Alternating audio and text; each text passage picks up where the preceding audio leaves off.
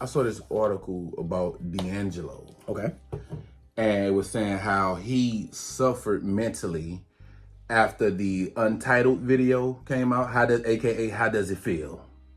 He said after that came out, all hell broke loose for him. So I'm just gonna read a little. I don't know why. I don't know where this article came from, but definitely hit me with that. So it says the trouble began right away at the start of the Voodoo tour in LA. It was a week of warm-up gigs at the House of Blues just to kick off the tour, draw some attention, and break in the band, says Alan Leeds. He was D'Angelo's tour manager then, and now. Okay. He said, and from the beginning of the tour, as soon as he come out on stage, they yelling, "Take it off."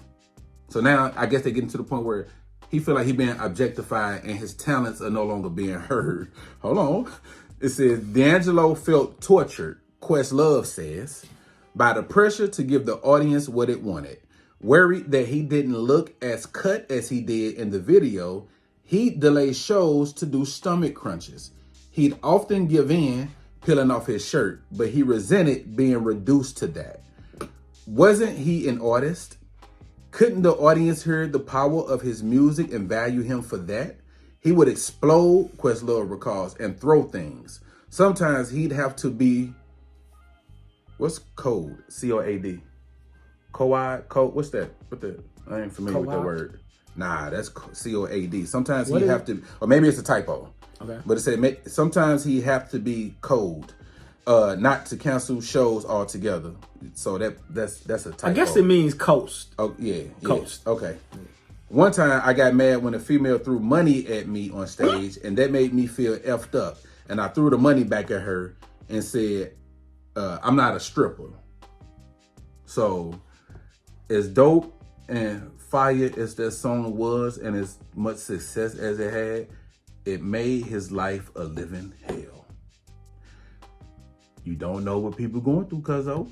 You don't. You don't know what people... Yo, I remember when that video first came out. I was jealous because the little honey I was digging at the time was drooling over that nigga. All the girls was on it. Jamie Foxx even did a parody of it on his show. He did, and it was funny as hell. That's how popular the shit was. So...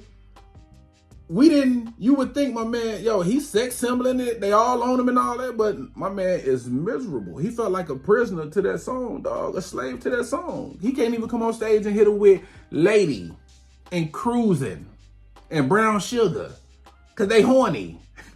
Take that shirt off. See them nips and them abs. Show us your dick.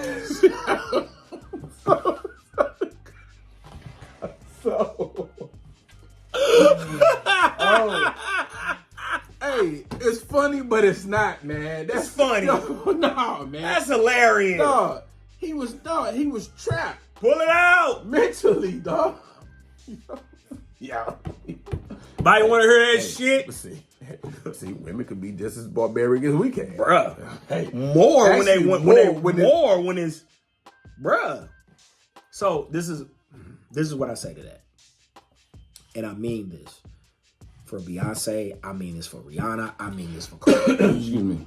I mean this for Cardi B. I mean this for D'Angelo. I mean this for...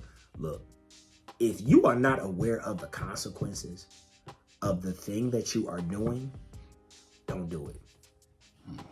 There is always a price. There is always something to pay. Always. You did a video,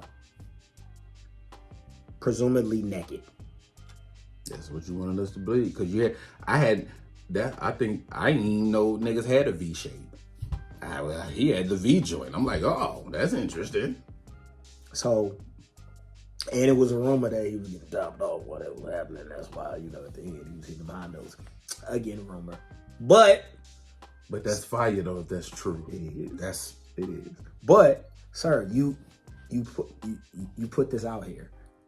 And then the consequence is women want to sleep with you. They wet. You made them wet. You made them wet. Did you think that wasn't going to be the case? You got them wet. Like, that kills me.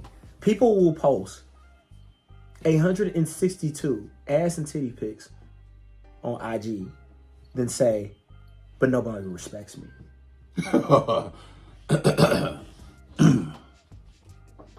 I mean, you deserve respect as a human being. 1000%.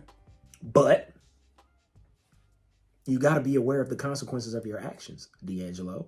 Sir, you made a very, very sexy song. You became a sex symbol. Women want that from you.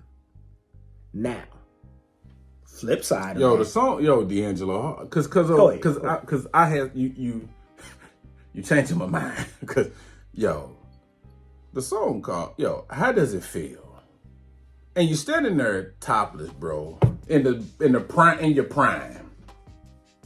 And you're flexing and doing all this and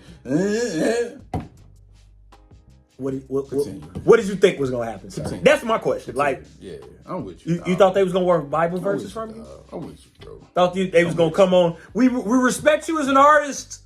Yeah. Sing your song. Yeah. No, nigga. Yeah. Drop your drawers. Yeah. Because that's what you do. Hey. Right or wrong, that's what it is. Now, you get the opportunity as an artist to define yourself, and you can tease the audience. You can, he could have hit a couple of buttons, and I ain't gonna do that to y'all today. And you can get mad or whatever. You already paid for the ticket. You already paid for the ticket. It's purchased. Keep it old school like Teddy Pendergrass, Al Green, them. They just do 3 buttons and let the little nappy chest hair stick out with the little gold chain. Or like Michael would just come on stage and just stand for 20 minutes and let them sing and let them do their thing. Like that's falling out. Yeah. Nobody's better than Mike. Go ahead. At all. He had to. It was his responsibility to control the crowd, to present the image that he wanted to present it as. That's why it's so powerful and important when you on these apps to remember that what you're putting out, someone is perceiving. If they perceive you a certain way, right or wrong, they're going to treat you based off that perception. Now, your job is to say, hey, I'm not that way, or hey, do not disrespect me in that way, or hey, I want to be treated this way, or I want to be, but you can't get mad at folks for what you presented as your art to them. Right. In their interpretation of that art, because the other side of it is, I'm pretty sure you made millions of dollars off of those same horny women buying your albums, buying your merch, buying your posters, buying your shit. So it's a give and a take. And I've heard other singers do like the same way. Like Tank was talking about the same thing.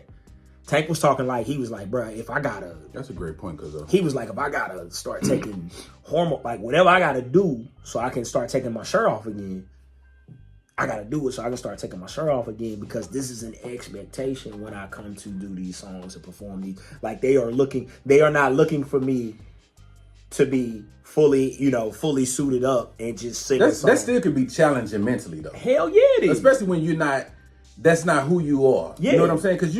Because not making excuses for him, but no, he was thrown into that sex symbol. Like, yeah, he did what he did, but that amplified it, because they was already on him. Yeah. But when the nigga took his shirt off, because at first they was just liking his voice and the braids, then he took his shirt off. That took it to a whole nother level.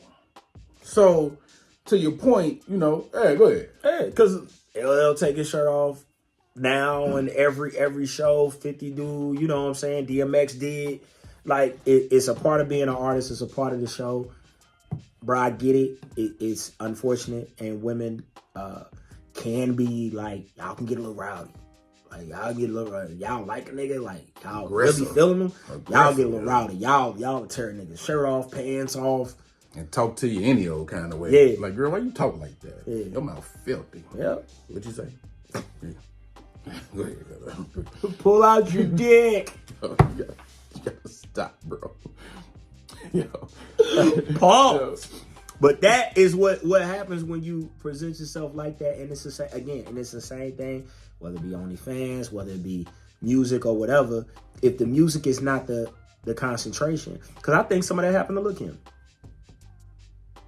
I think that happened to Lil'. I think that's what happened to Lil' Kim. You think she was impacted by it? Yeah, I think it affected her. Yeah, because you don't change your face that many times unless you're impacted by the dumb shit that motherfuckers are saying when she was already fine as fuck. We had everybody had a poster up of Lil' Kim, and we all loved her. So let me ask you something. So what would make her do that? Because nobody was hating on Lil' Kim back in the day.